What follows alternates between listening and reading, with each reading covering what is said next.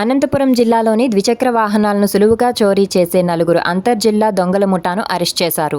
16 లక్షలు విలువ చేసే 18 ద్విచక్ర వాహనాలు స్వాధీనం చేసుకున్నారు. ఈ దొంగల ముఠాను అనంతపురం CCS 1 టౌన్ 3 టౌన్ పోలీసులు సంయుక్తంగా పట్టుకున్నారు. ఈ సందర్భంగా జిల్లా ఎస్పీ పి. జగదీష్ ఆదేశాల మేరకు అదనపు ఎస్పీ డివి రమణమూర్తి పూర్తి వివరాలు మీడియాకు వెల్లడించారు.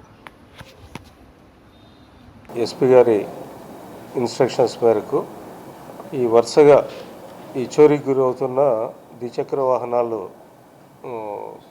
డిటెక్ట్ చేసేదానికి అనంతపూర్ టౌన్ డిఎస్పీ వి శ్రీనివాస్ గారి ఆధ్వర్యంలో CCS పోలీసు, అదేవిధంగా 1 టౌన్ 3 టౌన్ పోలీసులు కలిసి సంయుక్తంగా దీని మీద వర్కౌట్ చేయడం జరిగింది.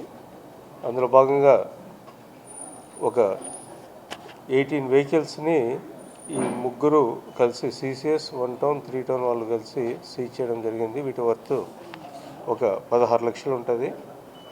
ఇవి ఒక 3 గ్రూపులకు సంబంధించిన వ్యక్తులు వీటిని ముద్దాయిలు దొంగలించడం జరిగింది.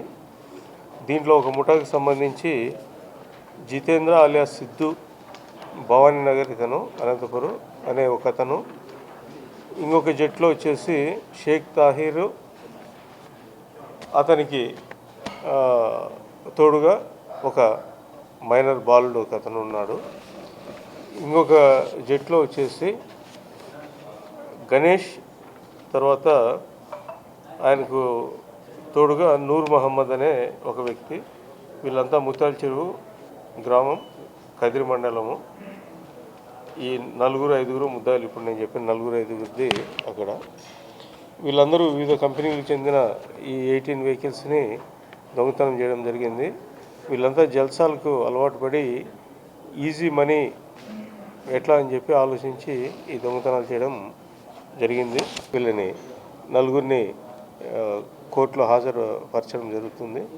అదేవిధంగా మైనర్ బాలుల్ని ప్రొసీజర్ మేరకు CWC దగ్గర హాజరుపరచడం జరుగుతుంది.